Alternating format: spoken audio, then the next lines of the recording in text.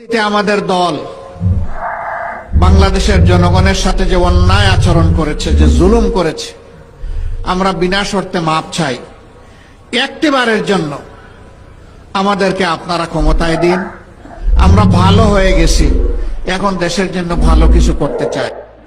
কয়লা ধরিলেও কয়লা যায় না। আওয়ামী লীগের ক্ষেত্রে তাই হয়েছে। 3 দফায় বাংলাদেশের মসনদে তারা এসেছিলেন। এই 3 বার তারা ক্ষমতায় এসে বাংলাদেশকে ছোপ ছোপ রক্ত আর খাড়ি খাড়ি লাশ উপহার দিয়েছে। 96 সালে ক্ষমতায় আসার আগে হাত জোড় করে তারা জনগণের কাছে ক্ষমা চেয়েছিল।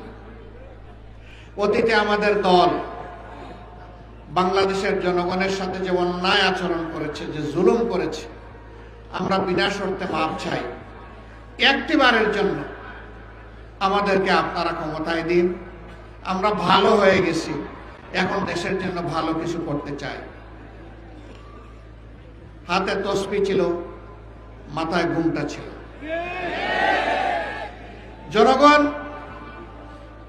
সহজ সরল ভাবে ধারণা করেছিল তাদের মানসিকতার পরিবর্তন হয়েছে, কিন্তু না। যখনই তারা মসনদে বসলেন, তারা আপন রূপে আত্মপ্রকাশ করলেন।